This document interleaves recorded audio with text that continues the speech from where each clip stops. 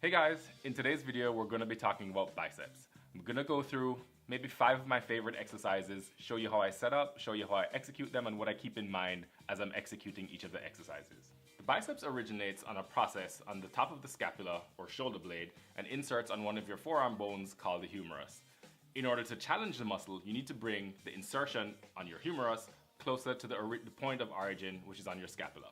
In order to do that, you're going to flex at your elbow. Standard bicep curl. What's important is you need to keep your shoulders stable when you're executing any bicep curl exercise. The main role of the biceps, of course, is elbow flexion. So flexing at the elbow, as well as some degree of external rotation or supination of the forearm. There's so many variations of bicep exercises that it can be pretty challenging to come up with a top 5. But I'll take you through the 5 that I chose with an idea of the rationale as to why I chose those and how to appropriately set yourself up and execute each of the exercises. So the first exercise is a seated preacher dumbbell concentration curl. That's a mouthful, but basically you're sitting at a preacher bench, you're doing one arm at a time using a dumbbell and executing a concentration curl. There are a number of reasons why I selected this as the first exercise, and a couple of those reasons are: number one, it's externally stabilized. So what that means is you don't need to depend on your internal stabilization mechanisms, and therefore you can usually use a greater weight. So you use this exercise now for output. Another reason is that you're able to take it to eccentric failure or failure on the negatives. And what that means is, since you have a free hand, you can essentially spot your working arm so that you get to concentric failure. You can no longer do the positive aspect of the movement, but you allow yourself to fully control the negatives on the way down. And you continue that until you can no longer control the negatives, and that's eccentric failure. And the final reason is, if you set this up with an underhand grip or supinated grip, you're already in position where the bicep is even working before you initiate the movement. So one of the roles of the bicep is to supinate or externally rotate the forearm. And so once you set up in this position, your bicep is already beginning to contract, and that increases the potential for you to initiate the actual curl using your bicep and not using any other muscles. So again, a great exercise for output. As with any other exercise, in order to effectively challenge the muscle, you need to ensure that you're appropriately set up. So for this exercise, brace your upper arm on the preacher pad, ensure your feet are pressed into the floor to provide counterforce, initiate the movement by contracting your bicep hard, again in the supinated position. Continue the concentric portion of the movement by continuing to contract your bicep as hard as you possibly can, hold in the fully shortened position for a brief moment, and then begin to decelerate the weight on the eccentric, controlling it every inch of the movement. Pause briefly at the bottom of the rep and then repeat. Another exercise is the cable hammer curl using a rope attachment. A bit of an unconventional pick, but one that supports overall arm development. The exercise specifically targets the brachialis, which sits just beneath the biceps, as well as the brachioradialis in your forearm. To set up for this exercise, place the pulley at the lowest position, attach the rope handle, and then take a step back, brace your core, perhaps use a staggered stance for some additional stability, ensure that your shoulder blades are back and down, so retracted and depressed, keep your elbows tucked into your sides, and then begin the movement by contracting your biceps as hard as you can. Continue the motion by contracting your bicep until it is maximally shortened. Squeeze as hard as possible at the top, and then begin the eccentric by slowly controlling the deceleration of the weight until full extension. Pause there and repeat. The third exercise is the cable crossover incline curls. An incline, it might sound unusual, but incline because during this exercise your elbows are pointed a bit behind you. So this exercise provides a number of good opportunities. Firstly, by using the incline position where your elbows are behind you, you're attempting to overload the lengthened position of your bicep. And number two, by using a cable, you have a more consistent resistance profile throughout the range of motion of this exercise, which is also an additional benefit. To set up for this exercise, place the pulleys in a relatively low position, perhaps mid-calf, and what this will do is will help to keep your elbows back during the movement. Secondly, take a slight step forward, use a staggered stance for additional stability, and brace your core. As with any bicep exercise, you want to ensure that your shoulder blades are retracted and depressed, and generally that your shoulders are maximally stabilized. Keep this and lock this in stone throughout the range of the movement, all the way through the entire set. Initiate the concentric phase of the movement by contracting your biceps as hard as you possibly can, and continuing all the way until your biceps are maximally shortened at the top. Pause there before beginning to return to the starting position by controlling the eccentric all the way down until full extension of the bicep. The next exercise challenges the bicep in its shortened position. This is the prone incline EZ bar curl. This exercise places your forearms in an already supinated position, and what this means is that before even beginning the movement, your biceps are already engaged, as supination is one of their main functions. To set up for this exercise, use an adjustable bench that's been set to about 45 degrees. Next, straddle the bench, ensure that your chest is pressed into the back of the bench for stability, and ensure that your feet or your toes are firmly pressed into the floor.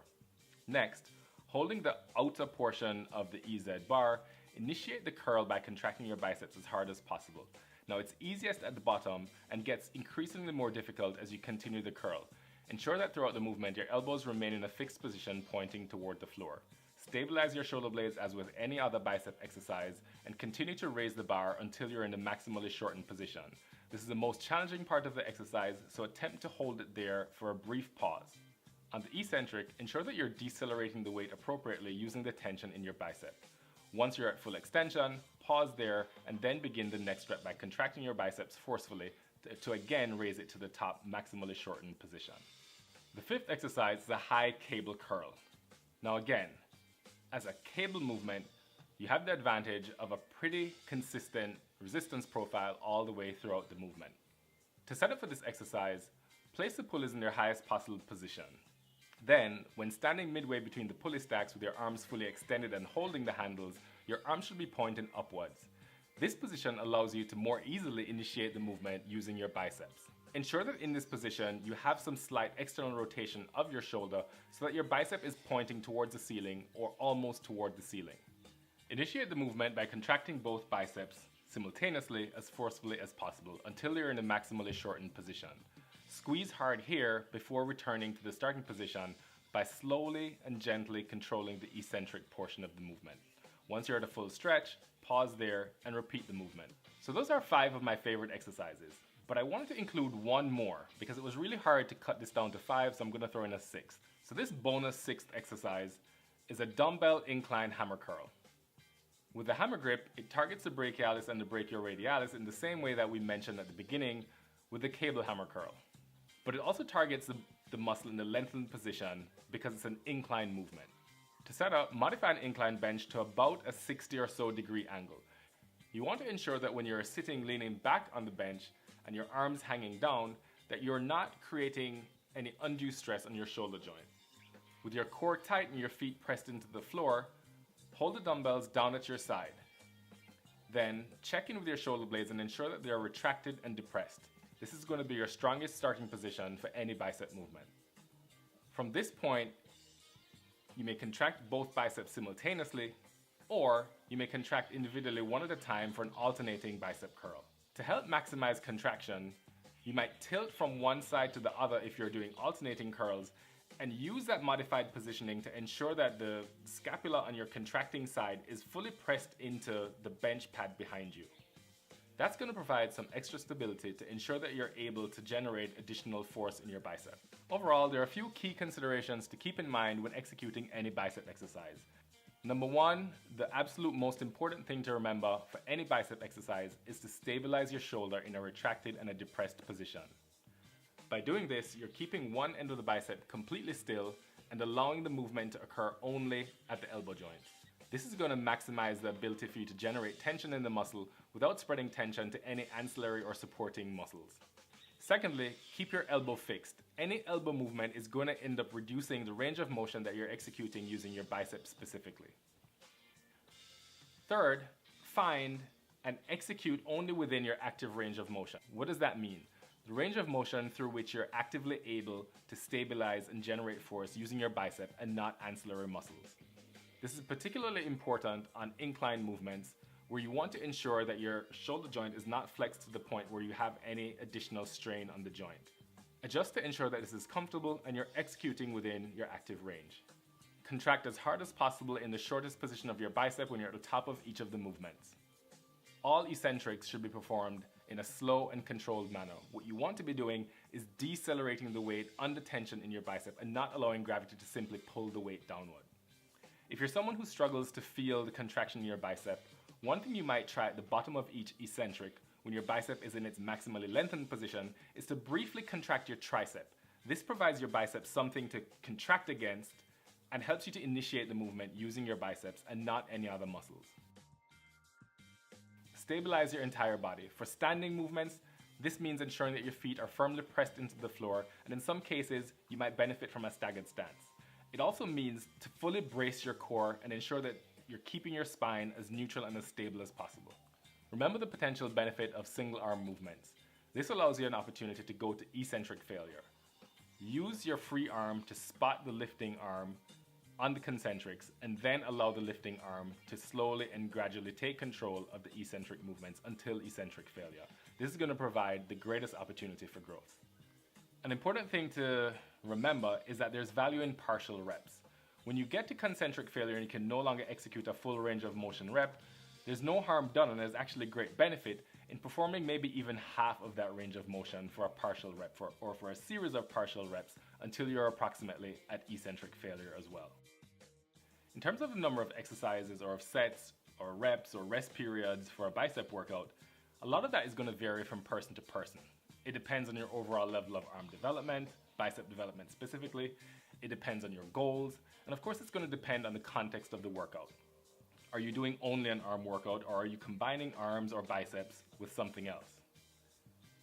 Generally speaking, for an arm workout, I would include 3 to 4 bicep exercises. For those, I would skew more heavily towards exercises that target the bicep more specifically, and then reserve maybe 1, maybe 2 exercises at the most for those that target the brachialis or the brachioradialis for additional overall development.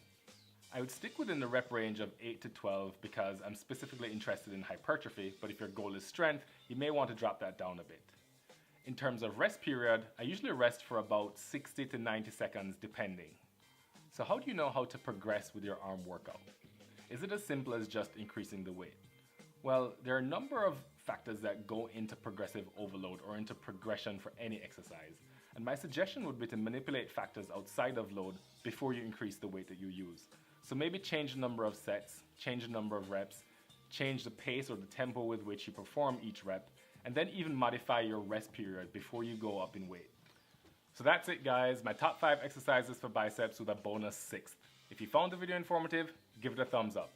Of course, be sure to subscribe to receive notifications for future Hawaiian accent delivered fitness related content. Until then guys, aloha.